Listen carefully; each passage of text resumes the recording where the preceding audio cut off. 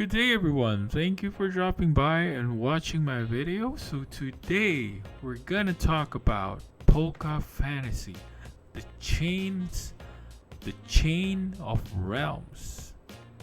I don't know what that means, but it sounds nice. So, where do we begin? So first off, this is a combination of NFT purchase, NFT selling, and they're planning to make a play to earn game. Now the play to earn game right now, I can say up front, it's there's nothing really, not much information we can work with on what exactly that will be. But the only thing I do know that it's gonna be a card battle game. So I don't know how that's gonna look like, but let's get through the detail for the time being, and we'll get there to that part in the light paper that they have available. So first off, the token for this game is already available. You can see here that it's the $XP token, and you can swap it. You can do the swap in Uniswap, and the token contract is here. It's available here. You can take it and do the swap. So unfortunately, I'm sad to see that currently it's in the main Ethereum network, because you know how it is when you're trying to swap tokens in Uniswap. You're losing a lot of money, the gas fees. So that's the part where I'm not happy with. But there are some updates later, or some items we can discuss, because they are tied up with Chainlink. So they are going to do cross-platform, blockchain transactions, which is great because they plan to extend to several blockchains. So let's get into the additional information that we can go through. Unfortunately, the video doesn't work. I couldn't play it no matter what I do. I refreshed this video so many times. It just doesn't work. So, about Polkafantasy, it is an NFT marketplace that offers diverse functionalities across a cross-chain marketplace with low transaction costs. So this is what I'm referring to earlier. So they plan to just link other blockchain networks. So they're gonna use BSC, they're gonna use Polkadot, they're gonna use Polygon, and so on and so forth. So there's gonna be a lot of it. So right now, so you can see already, it's mentioning that their main focus is actually NFT marketplace, and they already actually did the initial sale of their NFTs, and they're also gonna work on an NFT game. So it's gonna look something like this. So at least this is all we have at the moment, but it looks nice because it brings me back to the old RPG, Japanese RPG games, which I really grew fond of because I grew up with Final Fantasy, from Final Fantasy 4, 5, 6, then 7, which is probably one of the best, 8 and 9, which I both loved, and I think that's where I stopped. I tried playing FF10. I think I managed to finish it, but I'm not, I don't know, maybe I grew older or something, but I wasn't as intrigued as I was when I was playing the previous games from Final Fantasy. Which, what I'm seeing here, that this is going to look great. It's just that this is the battle, how it looks. So they're saying it's a card battle game. Maybe you'll have certain card options where you can pick and use to attack the enemy. I think that's about it. But in terms of exploration, there's really no explanation for that part yet. I don't know. But they're gonna have a land sale. I don't know how that's gonna work for the game. So later on, we'll get through that. It's gonna be talked about in the roadmap, so we can look into that later. So they also plan to have their own NFT wallet, built-in NFT wallet, so you can keep your NFTs in there. Then you can use that wallet to trade into the NFT marketplace, which they're also working on. I was actually expecting that they should have at least a beta for the NFT marketplace, because it was in their roadmap. Oh no, it's the wallet. Sorry, so the wallet, but I don't find any link to access the wallet, so probably they don't have it yet. Then I think in October, that's where they'll release the NFT marketplace. The XP token. So this is just a brief explanation on what are the uses for the XP token. So you can do staking. You can I guess increase distribution royalties. So these are like, I think you're gonna benefit something from it. I'm not exactly clear on that, but you're gonna get discounts too if you're staking the tokens, I would assume. Then you can use XP token also to upgrade your NFT. Upgrade your NFT collection by using XP. I'm not exactly sure if they mean like if you have a card, you can upgrade the card using XP or something like that, or they're just saying it in a word like upgrade your collection, buy more cards, buy more epics and legendaries. I don't know if that's what they mean. But yeah, so enjoy access to exclusive sales. Okay, so if you're a holder of XP token, community voting. So for moderation for leveling up, I am not clear what that means. So you can swap it on Uniswap. It's available in CoinGecko and CoinMarketCap. So this is the roadmap. So this is what I mentioned earlier. They already had the NFT auction, which I completely missed. I wasn't even aware the game existed. I mean, the project existed. The next, they already did the IDO, so I want to talk about that a little bit later. I think we're going to see the IDO prices, which is insane. I wish I was there. So featured artists, NFT sales, so wallet beta release. So this is what I was actually looking for, but I couldn't see. I don't think they released it yet. So probably it'll be under October. So this is what we're going to be looking for in October. Premium land NFT. So that's something they're going to say. Loot boxes. I don't know what that's going to contain. Platform beta. So this is probably the marketplace platform beta. Then Japan market promotion. Oh yeah, we haven't gone through the team yet, so which I think we'll get through that in a bit. That's the part we're most interested in. November game NFT integration. So I guess once we purchase probably those loot boxes and those hero NFTs that was purchased before, so they can start integrating it, and they can. We're gonna have the 1v1 card battle. So I want to see that. So I mean, in my perspective right now, the way they're mentioning it here is like, I mean, what we saw up here, right? So this is just what the game will be at the end of the day. It's just a card game, fighting game. I don't know if they're gonna have explorations, because from the looks of the roadmap, there's nothing really clearly indicated in terms of expansion of how the card game would look like. But since they said it's a card game, then I guess it's just gonna be a simple card game. So we'll see. Equipment upgrades, game sub currency. Okay, so they're gonna have another type of in-game currency that they're gonna use in the game. Then they're gonna integrate Polygon and BSC. That's good. How come there's another BSC integration here? I don't know what that means. Maybe they're gonna extend it that long. Then Feb 2022, gamification integration. So they're gonna have additional beta for a 3v3 card battle. Oh, that's interesting. And they're also gonna have land battle item sale. I don't know how that's gonna work. So that's the thing, right? Now they're mentioning land here. I don't know how that land would contribute to the game. Would that be the area where you're playing the card game, maybe? Who knows?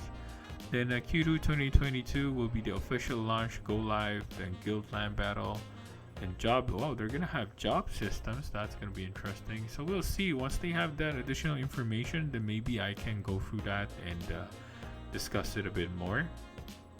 So they also have their latest news here, and a lot of good information.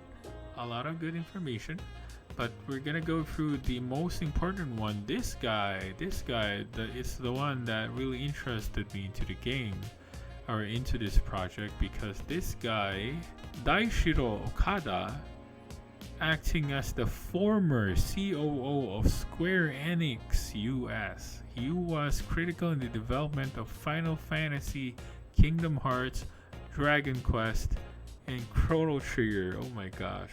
Those are the games that I actually played my entire childhood with. So, except Dragon Quest, I never actually played that game. I think I played it, but I don't even remember what version of it. But Kingdom Hearts, definitely. Final Fantasy, of course. Chrono Trigger, of course, love that game. So that's what actually interested me, because he's part of the team.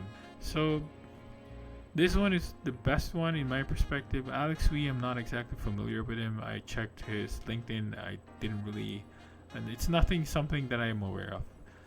Morio, same for both. I'm not really familiar, but they have their LinkedIn available, so you can actually look into them. Shiro Button, actually, I don't know if this person is the one that you see when you search for it. Right? Let's search that. Let's do that here. Let's search Shiro button, and this is gonna pop up. I don't know if this is that person, right? But this one is Shishiro button. I don't know if it's the same person. Probably not. So maybe not. Maybe it's just a coincidence. I didn't notice that it was Shishiro, but now it's Shiro. So maybe it's a different person. So whatever. So I don't know. Masayuki Matsuoka is actually a champion gamer.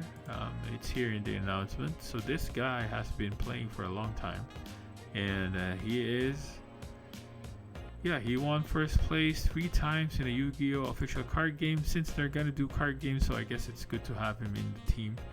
And he obtained championship for Rockman, Exe, and for different places. So I think they have a gamer there. That's good.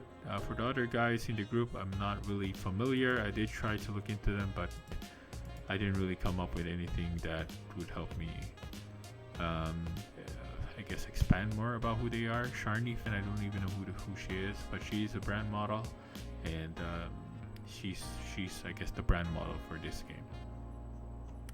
Alright, so partners. We can go for media features. No, not that.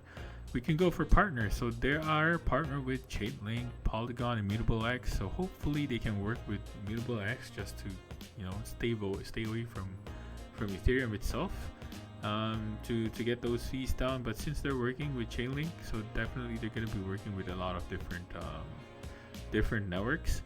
Chain Guardians Chain Boost. This is the game for Chain Guardians, which I have here. I'm also playing that game. But the thing is, I'm not really having that much fun with Chain Guardians at the moment, but we'll get into that maybe someday for another discussion. Chain Boost. So this is the launch pad for Chain Guardians. I mean, it's a launch pad from the same company as Chain Guardians. Then they also have Trust Pad here, and I think that's it. Those are the things that I'm familiar with. The other ones I'm not really familiar. So these two are the launch pads that also help Polkafantasy. So these are the investors. So they are being backed by a lot of these companies. So as I've mentioned, the only one I'm really familiar with is X21. But yeah, so they have a lot of backers. They have a very decent group members. I mean, what else are we looking for in the game, really? I mean not in the game, but for the project per se. I think this project is legit as we can expect it to be. Okay, so there's nothing more we can ask for. If you look at their Twitter, they have like over 48,000 followers, which is incredible. And they have a Telegram group, which I just closed, but they also have quite a lot of people there, around 30-40k people too. So which is incredible. So a lot of people are really looking forward to this. The only thing I'm going to be looking forward with this one would be the game, because I'm not really an NFT type of person, but I'm also exploring it because of all the hype that I'm hearing about OpenSea and purchasing or anything around Ethereum, because people are making a lot of money with that. So now, anyways, there's not much to go through actually for audit. They didn't have any major items that of concern, so they only have like medium issues. So I didn't really bother to look into that one. So if it's a major one, I'll probably look into it. So let's go through the light paper. I already have it opened here. Alright, so we're not gonna go through everything, okay? So I've read through most of it, and it's not something I am really intrigued, because it's a lot of discussion about the importance of NFT. So that's something that you can read for yourself. These are the in-game cards, the hero cards, I would say, that probably would be part of the play to earn game. So they have the different classes. They have warrior, rogue, archer, knight, and brute. Probably they'll make a bit more, but we'll see. So these are the attack points that they have. So I'm really curious how the card game will really work for this one, but definitely the design, I like it. I mean, I really like the old school design. So I'm really sold already when we're gonna look into that. So they also have these ones, though these ones are better versions. So I don't know how it's gonna work actually. So, but at least we get to see what they are. And the thing is, so the question right now is, I don't know if these cards are gonna be part of the game, or are these cards just, are gonna be sold for just NFT. So again, I highlighted the item here. So they've reiterated many times in their main website is that they plan to do cross-chain functionality. So they mentioned like Ethereum, BSC, Polygon, and they also mentioned quite a bit something here. Where is it? Here it is. So they mentioned to extend it to these blockchains. So Ethereum, Polygon, Binance Smart Chain, Cardano, Solana, and Polkadot. So those are the main ones that they plan to extend to. So the main one that we really want to look into would be the NFT game. So they the only thing they mentioned it here, like, look at this. This is the entire content of the NFT game, right? So that's why I said, like, I don't really know what exactly we're gonna talk about the game, but I'm gonna look forward to it because it's gonna come out in a month or two. So I'll probably have a separate video just to talk about the game itself once they have there. So the mention here is that we will launch Polkafantasy as a JRPG style game in a PvP turn-based card battle style. So I guess in here at least you know that this is what exactly they'll have.